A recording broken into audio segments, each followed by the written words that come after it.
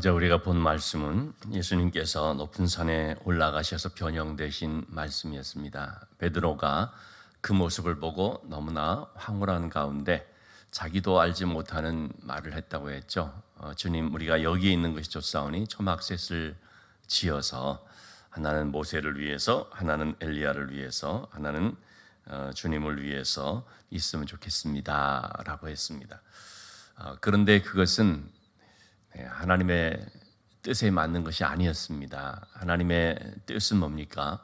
그냥 거기 머물러 있는 것이 아니라 사명의 땅을 향하여 가는 것이죠. 여러분, 우리가 참 너무 좋을 때는 우리가 여기 있는 것이 좋습니다. 항상 머물러 있으려고 하는 성향이 있습니다. 모이면 흩어질 수 있어야 되는데 하나님께서 우리를 부르신 것은 우리로 하여금 이렇게 은혜 받고 사명의 땅을 향해 가도록 하기 위함 아니겠습니까? 그래서 교회는 모이는 공동체, 부름을 받아서 모이는 공동체가 되고 또 이제 보냄을 받아서 흩어지는 공동체가 되어야 되죠. 이제 모이면 함께 기도하고 말씀 보고 예배 드리고 그 다음에 시간이 또 되면은 다시 현장으로 나가야 됩니다. 사명의 땅을 향해 나가야 됩니다. 보냄을 받은 그 자리로 나가야 되죠. 그래서 항상 우리에게는 이러한 들어오고 나가고 이게 항상 잘 돼야 되죠. 우리가 이 생명이라고 하는 것도 뭡니까? 호흡이 살아 있어서 생명이 유지되죠. 호흡은 뭡니까? 들어오고 나오고 들숨 날숨 그렇게 하는 것처럼 항상 들이마시고 내쉬고 우리 신앙생활도 늘 이렇게 오고 가고 모이고 또 흩어지고 하는 것을 볼 수 있습니다. 예수님께서는 바로 그런 뜻에서 산 위에만 머무르고자 하는 제자들을 데리고 가자, 이제 산 밑으로 내려가자라고 말씀을 하시게 됩니다. 왜 산 밑으로 가야 됩니까? 그곳에는 주님을 찾는 사람들이 있는 거거든요. 고난당하고 있고 문제를 가지고 주님께 나와서 고침을 받기를 원하고 문제 해결을 받기를 원하는 이렇게 주님을 찾는 사람들이 있는 것입니다. 자, 오늘 14절의 말씀에도 보면은요, 그들이 무리에게 이르매 한 사람이 예수께 와서 꿇어 엎드려 이르되, 예수님과 제 제자들이 이제 산 밑으로 내려왔습니다. 그러자 그 밑에는 많은 무리들이 모여 있었습니다. 오늘 말씀은 마가복음 9장에 보면 사실은 좀 더 자세히 나오는 것을 볼 수 있는데요. 그래서 마가복음 9장과 같이 조금 이제 병행적으로 놓고 말씀을 좀 볼 필요가 있는데, 그것이 가보니까 한 아버지가 급히 달려와서 예수님께 무릎을 꿇습니다. 이 아버지는 아들의 문제를 가지고 고통스러운 가운데 예수님에 대한 소문을 듣고 오게 된 것이죠. 이 아들이 자꾸 넘어집니다. 불에도 넘어지고 물에도 넘어지고 15절의 말씀 보니까 주여 내 아들을 불쌍히 여기소서 그가 간질로 심히 고생하여 자주 불에도 넘어지며 물에도 넘어집니다. 여러분, 사랑하는 자녀 혹은 사랑하는 사람이 고통을 당할 때 참 그 마음은 얼마나 가슴 아픈지 알 수가 없습니다. 아버지 입장에서 자녀의 고통은 그것은 곧 본인의 고통 아니겠습니까? 우리가 이미 살펴봤지만 수로보니게 여인이라고 하는 가나안 여인, 자기의 딸의 문제를 가지고 주님께 나오죠. 흉악한 귀신이 들린 딸 때문에 뭐라고 말합니까? 주님, 나를 불쌍히 여겨 주옵소서. 딸의 문제인데 나를 불쌍히 여겨달라는 것입니다. 이건 내 문제고 내 고통이고 정말 나의 슬픔이기 때문에 그래서 나를 불쌍히 여겨 주옵소서. 그러면서 어떻게 했습니까? 참 주님께 아주 간절하게 엎드리면서 주여 나를 도와주옵소서. 자녀의 떡을 취해서 개들에게 던지기 마땅치 않다 그런 얘기를 하시자 주여 올소이다. 그러나 개들도 주인의 상에서 떨어지는 부스러기를 먹나이다. 그런 아주 간절함을 가지고 나올 수 있었던 이유는 바로 이 딸의 아픔이 너무 크기 때문이죠. 반드시 딸이 고침받기를 원하기 때문에 그런 믿음으로 그 소원을 응답받는 일이 있었습니다. 예수님께서는 그 여인의 믿음을 보시고 뭐라고 했습니까? 참으로 믿음이 크도다라고 했죠. 오늘 본문의 말씀도 주님이 가르쳐 주시는 것은 바로 믿음에 관한 말씀입니다. 오늘 말씀이 계속해서 나오는 것이 바로 믿음에 대한 것입니다. 아버지가 와서 내 아들을 고쳐주옵소서 라고 얘기를 하면서 덧붙이는 것이 뭐냐면요, 16절 말씀에 내가 주의 제자들에게 데리고 왔으나 능히 고치지 못하더이다. 예수님은 안 계시고 9명의 제자들만 남아 있었죠. 그래서 제자들에게 이 아들을 고쳐달라고 했습니다. 제자들이 우리가 얼마든지 고칠 수 있다라고 했을지도 모르겠습니다. 왜냐하면 이 제자들은 이미 그런 경험이 있거든요. 예수님께서 이 제자들을 이렇게 둘씩 짝을 지어서 보내게 됐을 때 예수님이 이 제자들에게 또 권세를 주셨죠. 병 고치는 권세, 귀신을 내어 쫓는 권세들. 그래서 그들이 나가서 전도 여행을 하면서 그런 경험들을 해서 와서 돌아와 보고하는 것이 뭐냐면, 우리가 주의 이름으로 나가서 복음을 전하는데 귀신이 쫓겨나고 병든 자가 고침을 받고 이런 놀라운 역사들이 있었습니다라고 보고를 하죠. 그러자 주님께서 하신 말씀이 뭡니까? 너희가 이러한 일들로 인하여서 기뻐하는 것보다 하늘에 너희들의 이름이 기록된 것으로 인하여 기뻐하라 하는 말씀을 하시죠. 어쨌든 이 제자들에게는 그런 경험이 있습니다. 그렇기 때문에 이번에도 이 아들을 놓고 아마 막 그냥 안수기도 하고 뭐 힘써 기도하고, 우리식으로 하면 주여 선창하면서 기도하면서 병 고침을 주려고 하고 또는 귀신을 내어 쫓으려고 뭐 그렇게 이제 했을지 모르죠. 어쨌든 와서 도움을 요청했는데 그들이 힘써봤다는 것입니다. 그러나 능히 하지 못하더이다. 했는데 안 되더라는 것이죠. 여러분, 제자들이 왜 실패했을까요? 뒤에 답이 나오지만 주님께서 그들을 향하여서 17절 말씀입니다. 믿음이 없고 패역한 세대여 내가 얼마나 너희와 함께 있으며 얼마나 너에게 참으리요 그를 이리로 데려오라 하시니. 제자들의 문제가 뭡니까? 믿음이 없었다는 거죠. 예수님께서는 너무나 안타까운 마음으로 그들에게 믿음 없음을 책망하시면서 이렇게 말씀을 하셨습니다. 그렇게 예수님과 함께 있으면서 지금쯤이면 정말 이런 믿음을 가질 만한데 그러지 못한 이들의 모습을 보고 너무 안타까운 마음으로 말씀하신 거죠. 믿음에 대해서 주님 말씀하시는 것입니다. 그러면 여러분들은, 그럼 제자들은 왜 지금 이를 능히 고치지를 못하고 또 마가복음 9장에 보면 귀신을 내어 쫓지를 못하는가? 제자들은 지금 우리가 이제 하나의 좀 추측을 해보는 것입니다만 제자들은 경험을 의지했을 수가 있는 것이죠. 그럼 우리가 신앙생활을 하면서 내가 이렇게 했었다라는 어떤 그런 이 경험이라는 것, 경험 사실 중요하죠. 경험 뭐 무시 못하는 거죠. 한번 해봤다는 그런 경험이 큰 그런 또 나름 실력이 될 수도 있죠. 그렇지만 경험은 경험입니다. 그 경험했다는 것이 지금 곧 그렇게 또 한다는 그런 뜻은 아니거든요. 사람들이 자꾸 이 경험을 의지하게 되면 그러면 지금 실패하고 지금 안 되는 그런 문제에 이제 봉착할 수가 있습니다. 특히 신앙에 있어서는 경험을 의지하면 안 됩니다. 내가 과거에 이렇게 했었다. 내가 한때 뭐 이랬다. 여러분, 신앙은 정말 현재형입니다. 우리 요즘 흔히 하는 말로 라떼는 뭐 그런 얘기 있지 않습니까? 나 때는 이랬는데 이게 그게 얼마나 참 쓰잘데없는 얘기로서 그렇게들 생각을 합니까? 신앙이 있어서는 특히 옛날에 그 추억을 얘기하는 그거는 전혀 은혜가 되지를 않습니다. 그런 얘기를 하지 않습니까? 추억을 먹으면서 사는 것이 아니라 꿈을 먹으면서 살아야 된다. 추억을 가지고 사는 것이 아니라 꿈을 가지고 살 수 있어야 된다. 추억을 가지고 사는 사람은 벌써 뭐냐면 늙었다, 나이 들었다, 그런 식으로 이제 표현을 하죠.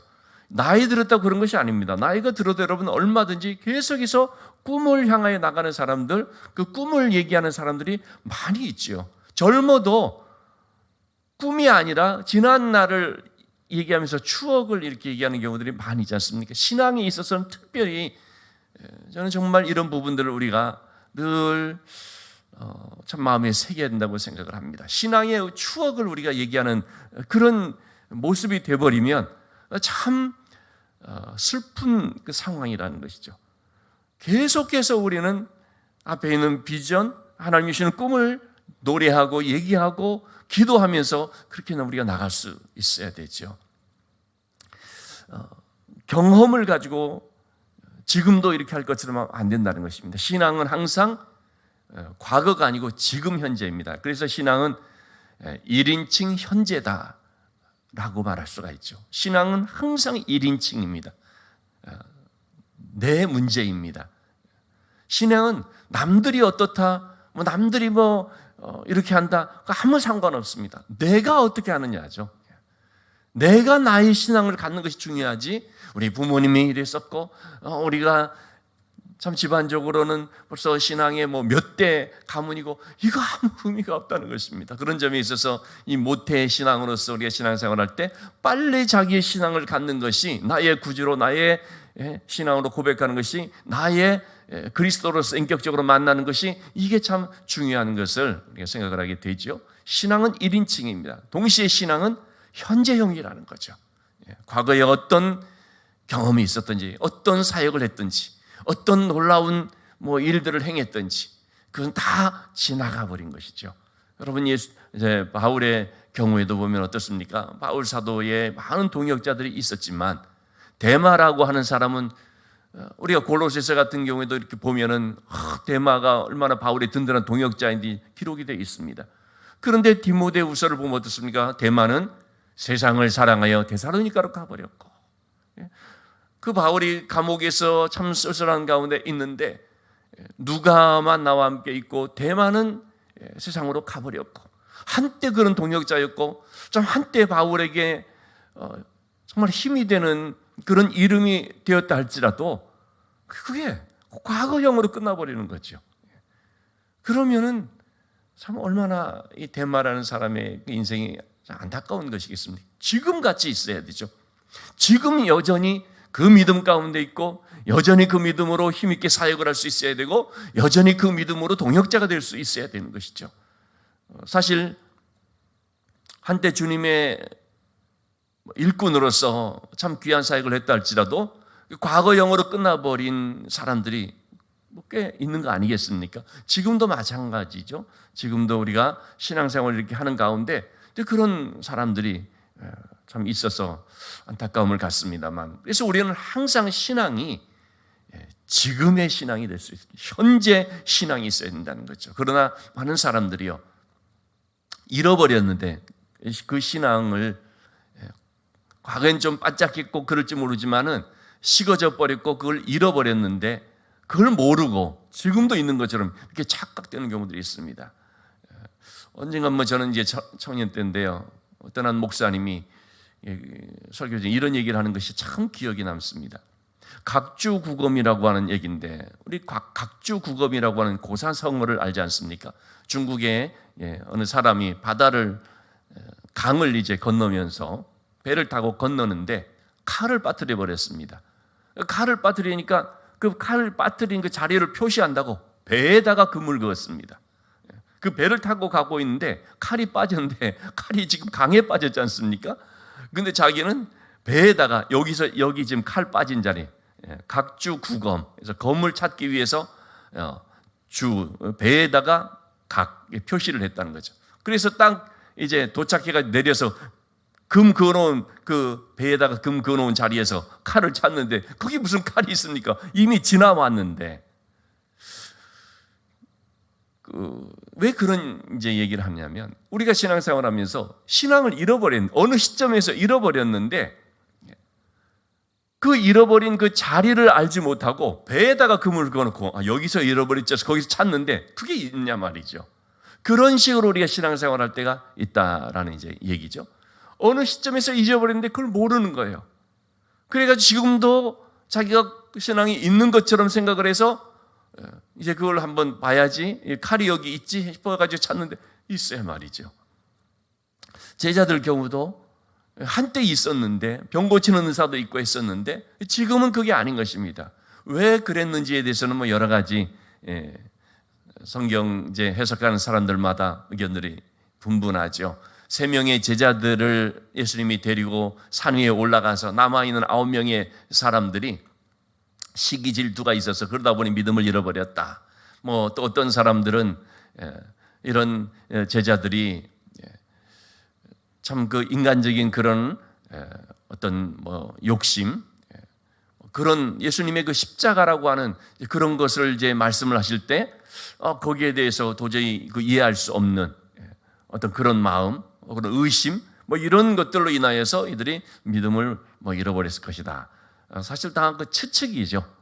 중요한 것은 제자들이 능히 하지를 못하더라는 것입니다. 자, 여기에 대해서 예수님께서 믿음에 대한 말씀을 하신 거죠. 이 문제가 뭐냐? 믿음이 없기 때문이다. 자, 그런데 마가복음 9장에 있는 이제 말씀입니다. 마태복음 이 말씀에는 조금 생략돼서 그런데, 자, 그때에 이 예수님께서 아이에게 언제부터 이렇게 됐냐 묻자, 그러자 이제 이 아버지가 하는 말입니다. 마가복음 9장 22절에 귀신이 그를 죽이려고 불과 물에 자주 던졌나이다.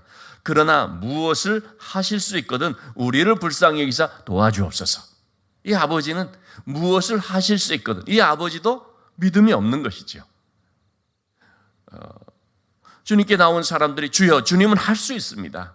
주님이 할 수 있는 줄을 믿기 때문에 이렇게 왔습니다. 주님은 능치 못함이 없습니다. 보통 그렇게 고백을 하고 그래서 응답받고 그러는데, 주님께 나온 사람들 중에서 이 아버지는 조금 색다른 사람이라고 할 수 있습니다. 이 사람은 믿음이 별로 없는 것입니다. 다른 사람들 다 그 온전한 믿음을 고백하면서 주님이 그 믿음을 보시 고쳐주시는데, 이 아버지는 할 수 있거든 이라는 표현을 쓰거든요. 만일 가능하시거든 이렇게 얘기를 하는 것입니다.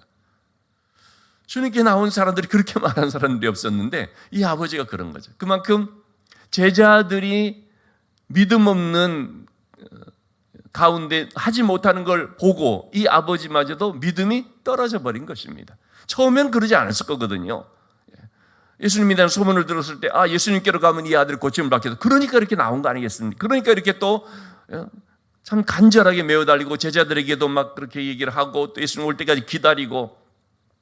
근데 제자들이 믿음 없이 그래서 어떤 능력 나타나지 않는 것을 보게 되니까 그만 이 아버지 믿음마저도 약해져 버리는. 그러니까 여러분, 이 믿음이라고 하는 것은 참 이렇게 영향을 끼칩니다. 믿음이 좋은 사람도 좋은 영향을 끼칠 수 있지만 믿음이 또 약해지거나 없는 사람도 또 다른 사람에게 그렇게 영향을 끼칠 수가 있습니다. 여러분, 부모님의 믿음이 좋으면요, 자녀들도 저절로 믿음 갖는 건 아니지만 믿음의 영향을 받습니다. 부모님이 그 어렵고 힘든 상황 속에서도 하나님을 의지하면서 우리가 기도하며 나가고 하나님이 우리를 사랑하시고 함께 하시기 때문에 이겨나갈 수 있다고 하면서 그래 낙심하지 아니하고 정말 믿음으로 하나님 말씀 의지하면서 딱 나가면요, 자녀들도 영향을 받거든요. 그래서 그렇구나, 나도 그렇게 해야 되겠다라고 하죠. 그런데 부모님이 신앙생활을 그렇게 제법 하는 줄 알았는데 어떤 문제를 만났을 때 부모님이 그냥 막 낙심해버리고 무너져버리고 교회 안 나간다느니 하나님이 있니 없니 막 이렇게 의심하면서 나가게 되면요, 자녀들도 거기에 결정적으로 영향을 받아버립니다. 그래서 자녀들마저도 그렇구나, 뭐 우리가 열심히 교회 다녀도 안 되는구나, 하나님 없구나, 이렇게 되어버린다는 것이죠. 그래서 이 믿음이라는 것은 참 이런 그 영향력이 있다는 걸 우리가 알고, 그런 부분에 있어서 우리는 믿음에 좋은 영향력 끼치기를 힘써야 되는 것이죠. 어쨌든 제자들의 이런 모습을 봤을 때 아마 이 아버지도 믿음이 약해져 버린 것을 볼 수가 있죠. 그래서 예수님인데 주님이면 할 수 있습니다가 아니라 혹시 할 수 있으면 뭐 가능하시다면 이렇게 얘기를 하죠. 그러자 예수님께서 뭐라고 말씀하십니까? 예수께서 이르시되 할 수 있거든이 무슨 말이냐, 믿는 자에게는 능치 못함이 없느니라. 할 수 있거든이 무슨 말이냐. 여러분, 이 주님의 말씀을 우리가 마음에 새게 됩니다. 할 수 있거든이 무슨 말이냐. 우리 자신들에게도요, 때때로 우리 마음속에 의심이 생겨날 때 할 수 있을까? 이런 생각들이 들어질 때 그럴 때 우리는 정말 주님의 이 말씀처럼 단호하게 얘기를 했거든요. 할 수 있거든요. 무슨 말이냐? 믿는 자에게는 능치 못함이 없느니라. 여러분, 이 말을 우리가 오해하면 안 됩니다. 난 할 수 있다, 난 뭐든지 할 수 있다, 절대 그거 아닙니다. 세상 사람들이 말하는 긍정의 힘 아닙니다. 뭐 나폴레옹이 말했다는 내 사전에 불가능이 없다, 천만의 말씀입니다. 사람은 할 수 없습니다. 내 사전에 무슨 불가능뿐입니다. 우리가 긍정의 힘으로 나간도 안 됩니다. 아무리 긍정의 힘 가지고 해보십시오. 제가 주일날 말씀드렸지만 희망 고문에 끝나버리고 맙니다. 그건 진짜 우리를 고문시키는 것입니다. 누구에게 할 수 능치 못함이 없다고 했습니까? 믿는 자에게라고 했습니다. 믿는 자에게, 하나님의 능력을 믿는 자에게, 하나님을 향한 온전한 신뢰를 가진 그 사람한테 해당되는 것이지, 그냥 내 어떤 그런